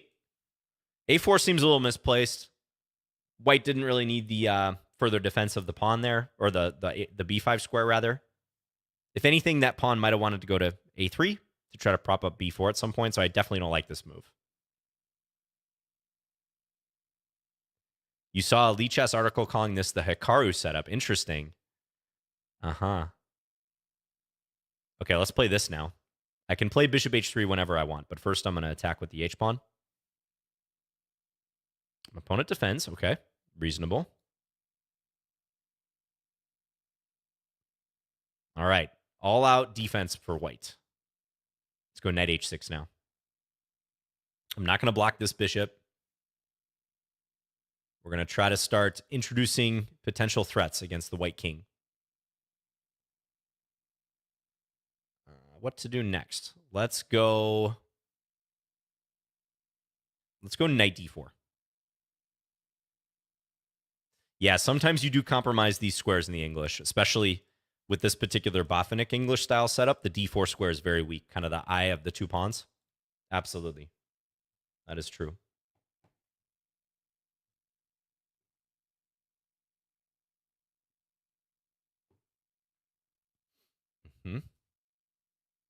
Might be time for me to take on h3 and then play like knight g4, let's say. I could also think about this, allow this, then take here. It's another one of these in-between move sequences, but I don't quite trust that line. So yeah, I think I'm going to take. And then we'll go here.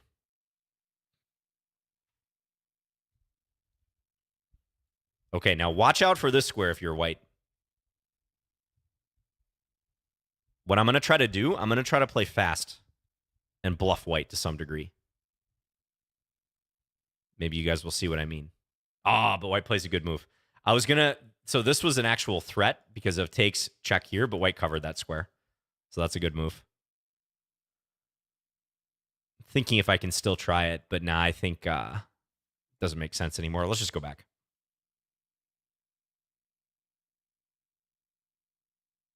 Okay, possible trade there.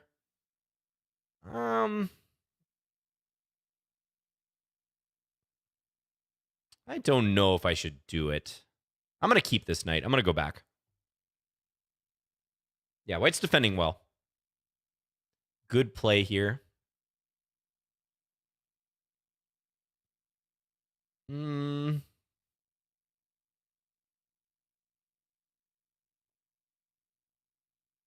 Let's go here. Protect this square.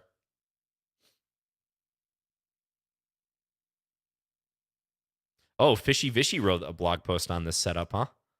Yeah, shout out to Fishy Vishy. Also a Lichess Plays streamer.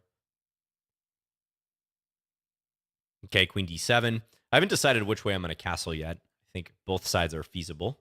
Both wings.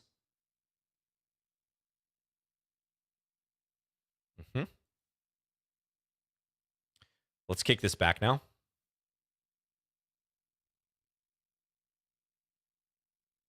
Maybe I'll even play f5. A lot of pawn action going on here. Look at this structure. This is nice. This would make a good like YouTube thumbnail, this structure. But e5 just seems bad, right? I can simply take.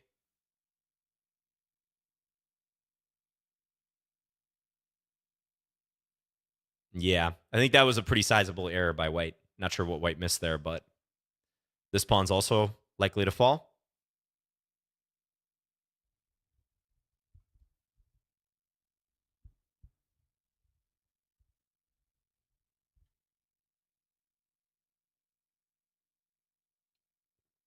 Too much pressure. Let's just castle now. I don't even need to take this pawn yet. We'll just get our king to safety. Let's give a check. See where that king goes. Ooh, goes there.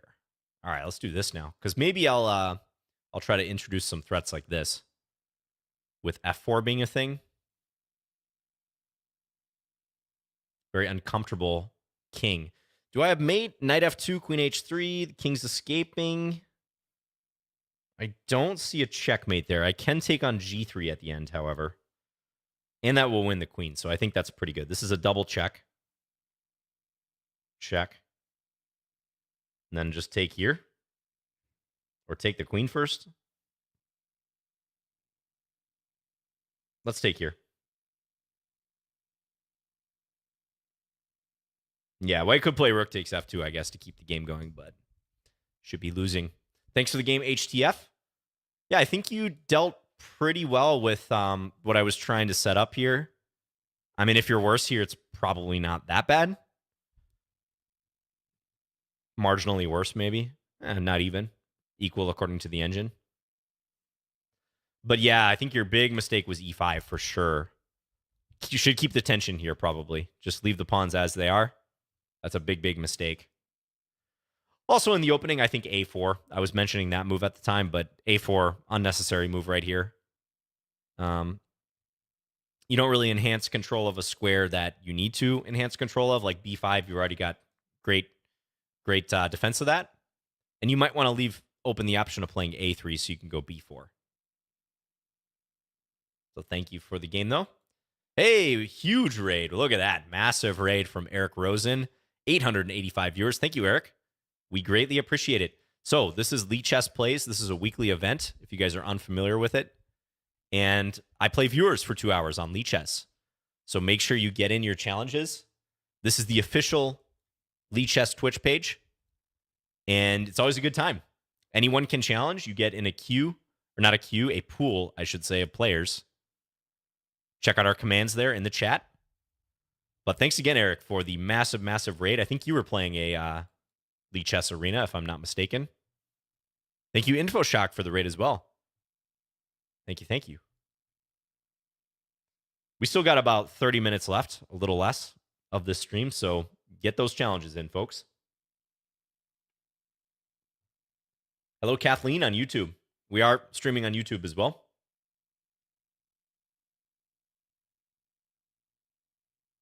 In honor of Eric, I need to try to do something creative in some of these games.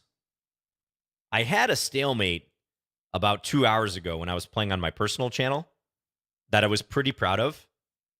So maybe I'll have to send that clip to Eric. No Scandy. I played Scandy once this stream, but otherwise, yeah, I haven't been playing it. Still angry at the name of this channel. Should be just Lichess, much simpler and cleaner. I wonder what the reason is for that. There must be some reason that it's not actually just Lichess.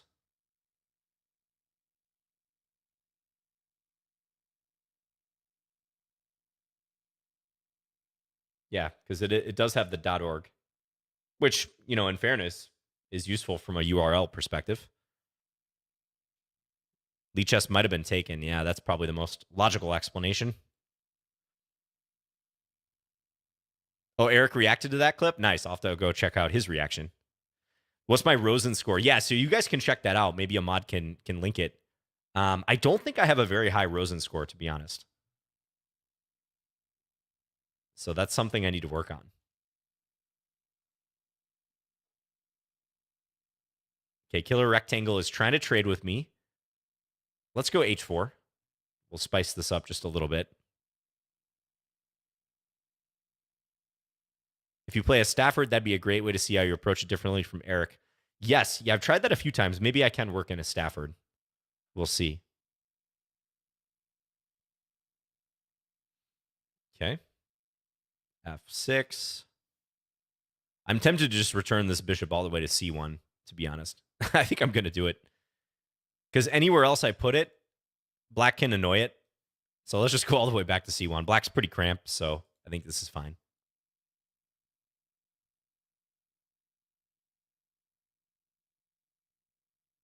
I'm not actually sure about that, Chess Tiger. Feel free to email the Chessable support, though. Yeah, I don't work for Chessable, although I am a co-founder of it. Oop, and I just dropped a pawn.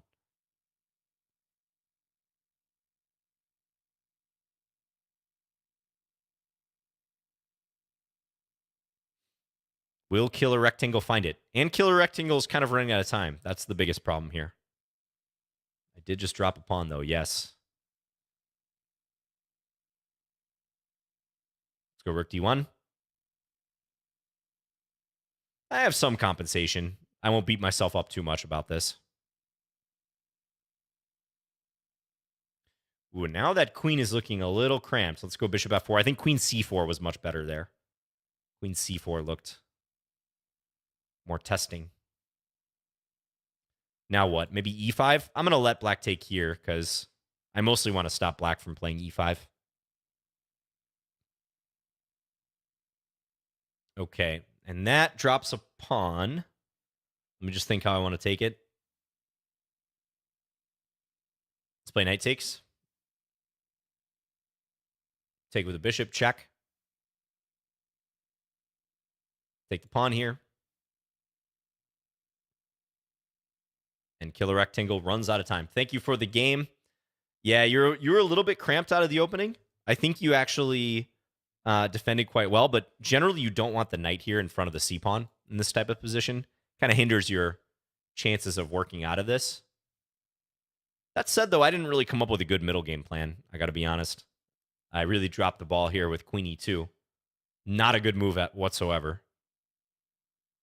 Queen b3, much better. Yeah, I could see queen b3 being just a far better move. So if takes, I can maybe take here. Allow knight c2, but then the knight probably becomes trapped somehow. Okay.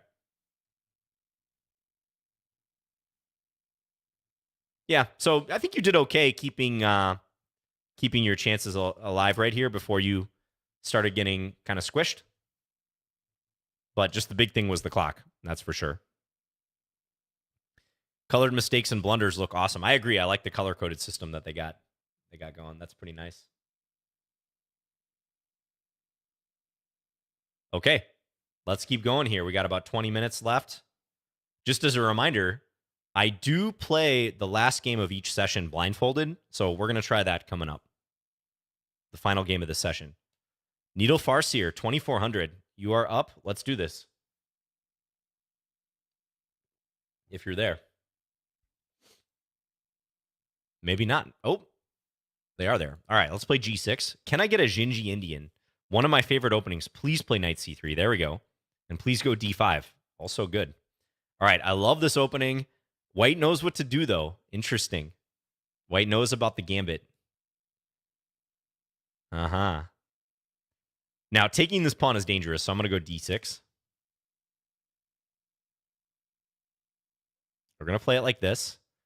And, okay, I can never remember if I should go bishop G4 or... Yeah, let's go bishop G4. Or knight BD7. I can never remember.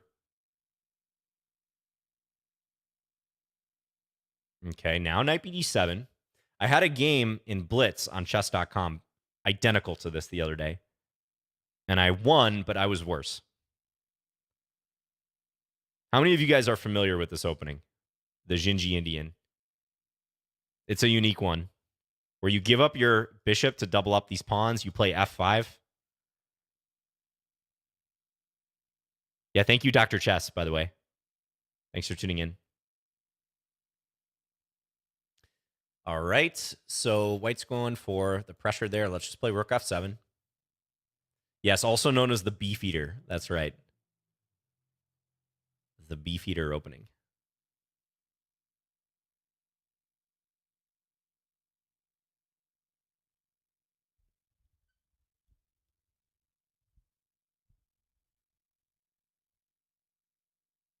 Oh, Redix. Redix on YouTube. Hopefully we do get a game. Don't worry. We will at some point, I'm sure.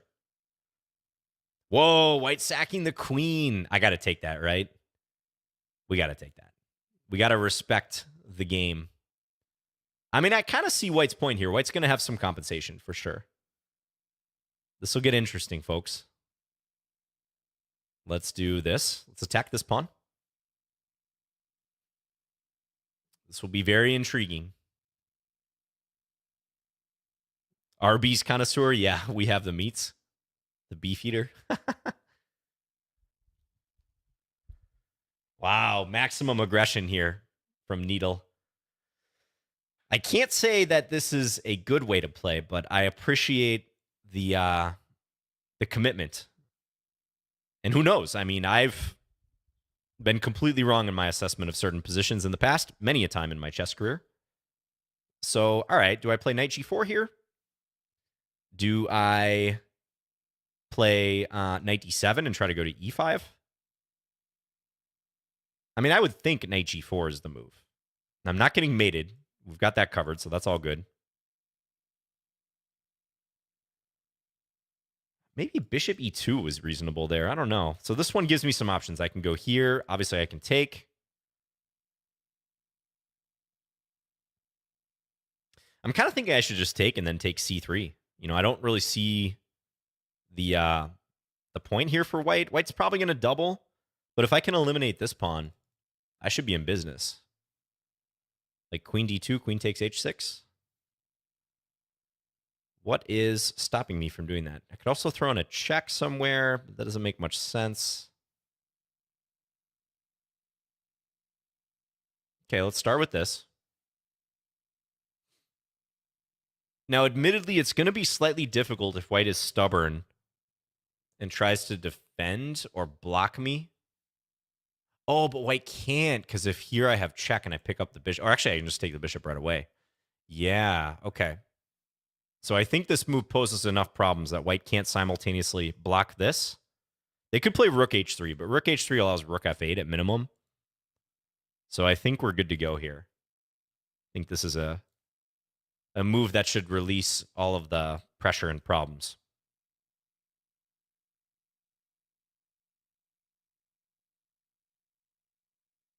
White would really have to pull a rabbit out of their hat at this point to do something to cause me issues, I think.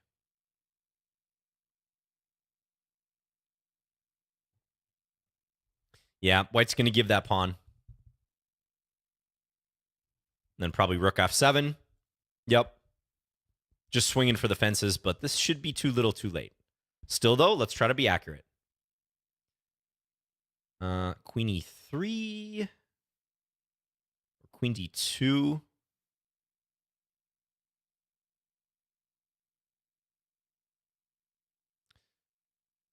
Let's go queen e3. Mm-hmm. Now let's give it a check.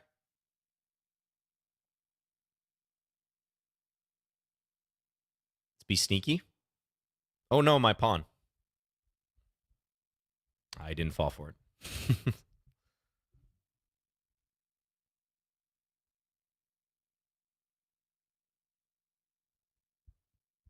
Now he takes, though. Yeah, I probably shouldn't have prevented that. I probably should have prevented that, that is. Okay, let's go here at this point. I don't want to even mess around with rook f7. We don't even want to get into the weeds of that move. I'm just going to try to win with my pawn. My c pawn.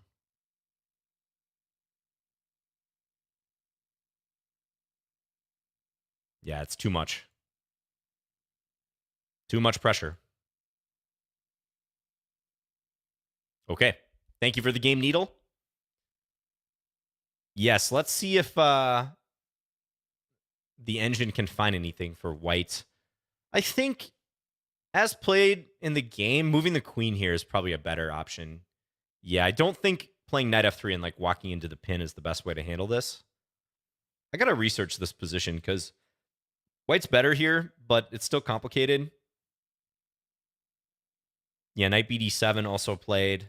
I seem to remember some games going like this, which looks really ugly, but black actually has a reasonable score with that, as you can see in the database, or knight g4 trying to go here. What about as played later? What do we think about the queen sack? Knight e5. Okay, not so bad. Not so bad. Maybe e5 was too much. Or not e5, g4, I mean. I was thinking you might try e5. Yeah, you know, this is actually interesting. Take and then d6. This crossed my mind because that does destabilize the knight. Like if I were to take, I walk into bishop g5. So maybe that's the only way you can really justify this. Yeah, I think g4, white's just a little bit behind where they need to be in order to create meaningful threats here. That seems to be the case. Okay. Thank you for the game, though, Needle. I think we can get 2 more games in, guys. Let's play one more standard game. We'll play Schnippy. And then we'll play the blindfold game.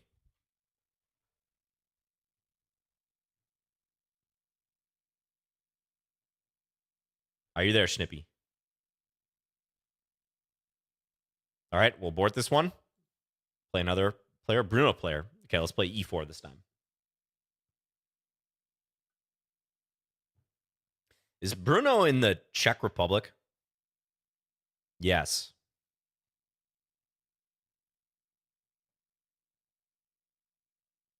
Let's play the Ruy Lopez. All right. The Steinitz variation. The old Steinitz variation. We don't talk about him? Oh, very nice. You don't talk about Bruno. I'm not even sure I'm pronouncing it correctly. Like I'm inserting a U in the pronunciation because in the English pronunciation, it looks like it needs a vowel again.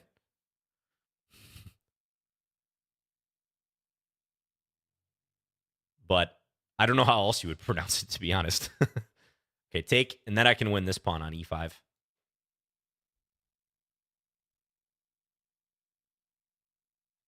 Let's pre-move this. I think I'm going to take the queen. Oh, black castles.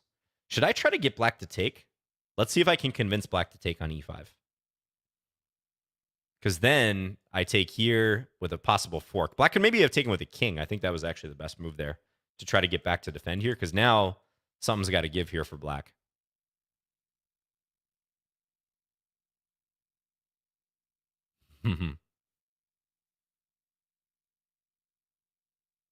Okay, someone on the Twitch stream has a broken keyboard. They've been typing in all caps. All right, let's take this one first. Then we'll take the exchange. I could take here, but then rook g8, so let's do this.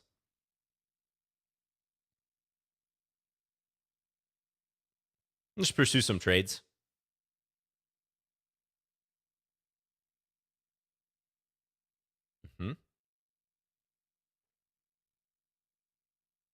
Start advancing, maybe e5. That looks like a pawn to me. Looking good.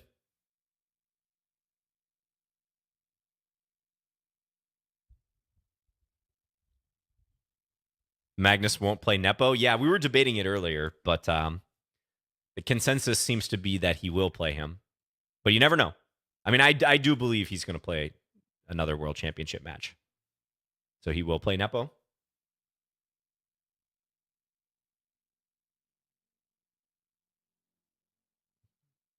It'd be interesting to run a poll, though. Thank you, Bill B. Likewise to you. Thank you.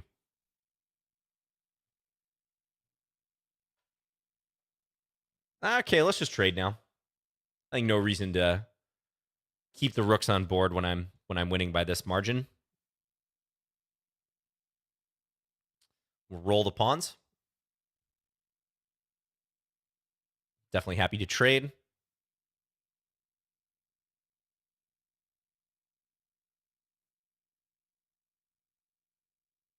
And this one's pretty much over. Let's play e7. Check, because if king takes, I can promote. All right, thank you for the game, Bruno player. So, knight e7, I think you were already feeling a little cramped here. Knight c to e7. So you can see we're actually still in known territory. You can play a knight to e7, but it's got to be the other knight to keep this pawn protected. You can also take knight f6. Lots of moves here, you can see. But yeah, this one just appears to lose a pawn, unfortunately. So thank you for the game. You can, of course, if you want to investigate other lines against the Ruy Lopez, you can always play a6 or knight f6. That's the infamous Berlin defense. You don't necessarily have to defend this pawn because truly white is not yet threatening to take. Like, let's say you play a6 even. If I take and then take on e5, you're taking with the d pawn back. And if I try to cash in, it's well known that black has this queen d4 move, and you're going to pick the pawn back up. And this is no advantage for white. If anything, white might be a little bit worse, but very drawish variation. So with that piece of knowledge, maybe you can work on other defenses in the future, although d6 is fine. It's just considered a little bit passive for black. All right, let's adjust our settings here in preparation for the blindfold game. So we're going to do blindfold pieces. Anyone can do this, by the way. This is just in your Lichess settings. And just as a reminder, I'm going to play the game as normal. You're going to see what I see, which is nothing on the screen, no pieces. You'll see the move list, but that's it. If you guys want to see the pieces moving, go follow me on Lichess, Fins, F-I-N-S. All right, playing Piggy from Sweden. I'm white. Let's play d4. Full focus here. I've been doing okay in the blindfold games lately, but these always test my visualization. So let's try it. Another Slav. All right, I'm going to stick with my exchange Slav. I'm sorry if you guys hate the exchange Slav, but I'm going to do it. It produces interesting games, I think. But it has a reputation as being boring. Let's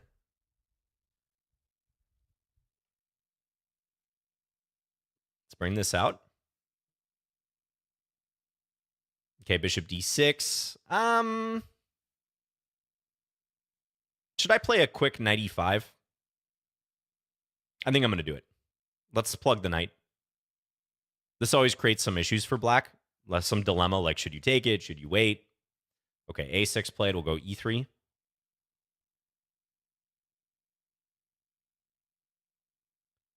There's some typical traps that black can fall into. Okay, black does take. Let's take with the bishop. And assuming knight c6 is played, I'm going to keep my dark square bishop for sure. Yeah, we're going to drop it back to g3. Okay, castles. Let's go bishop d3. Pretty normal stuff here, folks. Thanks, everyone, for tuning into Lichess Plays today. This is the last game of the session. Congrats to Nepo for winning the candidates. Congrats to Hikaru for winning today and having a chance at second. Okay, rook e8. I don't think I want to allow e5, so I'm going to play f4.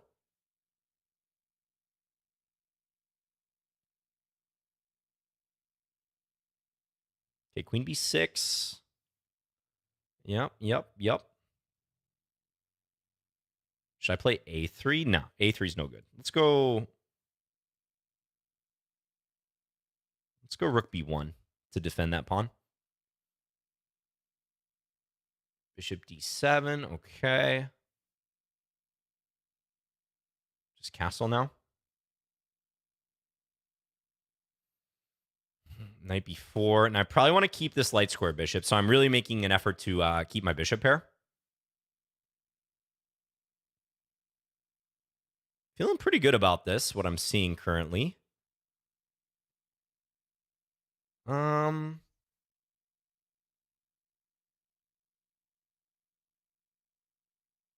Let's send this bishop here. I want to guard the e4 square a little bit better before I go bishop h4, I think. Knight comes back. Okay. Yeah, now I'm going to go here.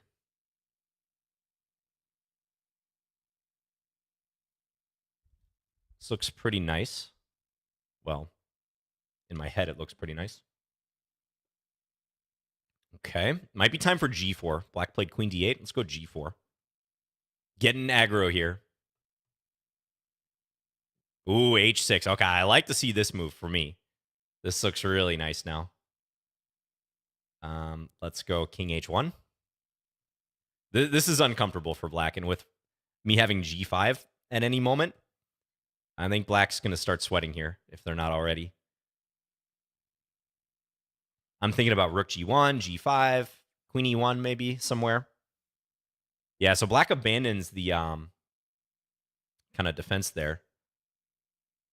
Let's go queen c7. Or, sorry, black played queen c7. Let's go g5. This is the weird direction your mind goes when you're looking at a blank board.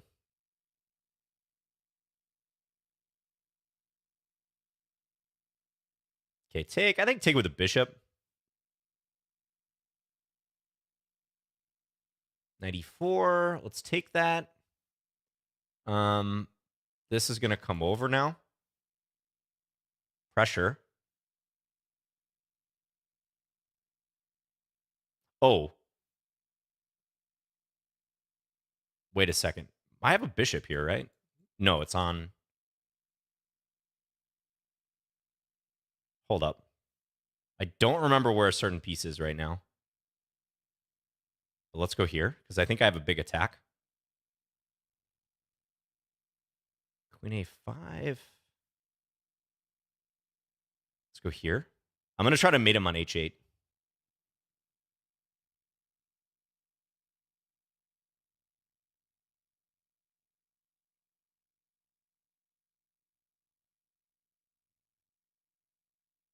I don't know where that piece is, but let's go here.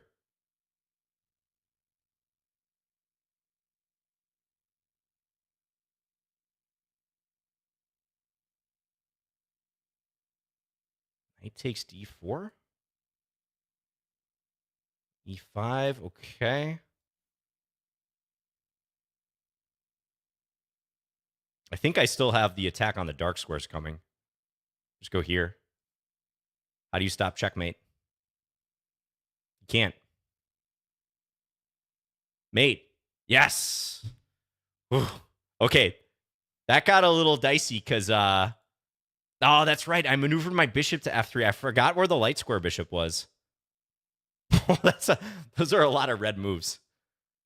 Okay, I got the job done, though. I completely forgot where my light square bishop was, right around here. I was like, is it hanging? Does it on d3 still? Turns out, I think my attack was good enough where I might not have needed it. But yeah, I think I should probably take here.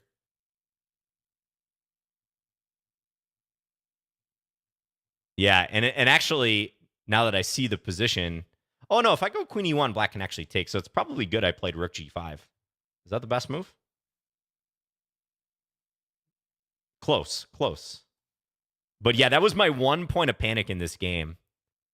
Is just forgetting where because it's weird. You know, the biggest stumbling blocks in these blindfold games are when you play a structure you're not familiar with. So there's some misplacement of a piece you're just like not used to. That's where I tend to make mistakes personally. But yeah, I was pretty happy with my play up till right around here. Computer thinks maybe I could have played this better right around this stage, but yeah, fortunately the bishop hanging didn't ultimately hurt me. And I was pretty laser focused on delivering mate like this. Now, I actually saw this move, but the reason I didn't do it with this is I thought black might be able to block somehow. I wasn't sure. I thought there could be like a bishop g4. And when you don't see this here, and also I wasn't sure if the pawn was here or not, I didn't want to take the risk. But I knew I always had the pressure here and that this bishop would be tough to dislodge.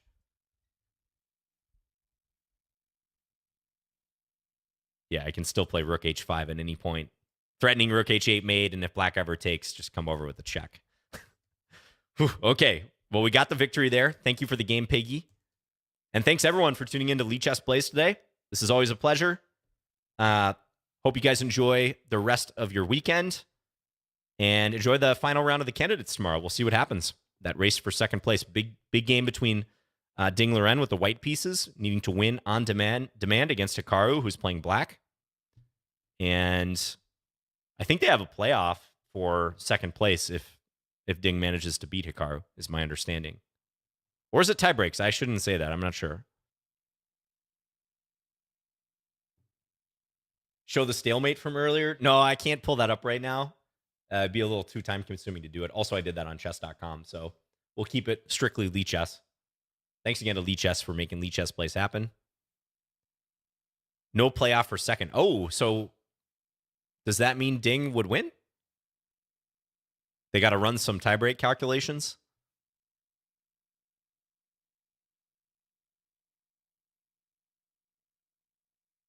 Hello, Tomas. Hikaru wins with a draw. Well, yes, definitely. That makes sense because Hikaru's a half point ahead of Ding. Ding second if he wins. Otherwise, Hikaru. Ooh, I'm going to have to look into that. Interesting. Yeah, because that further heightens the drama. Ding has to win tomorrow. All right, we're going to raid someone here. I'm not sure who, but thanks again. Thanks to Eric for the raid earlier, as well as, who was it? InfoShock, I think. And once again, you all take care. I'll see you next week.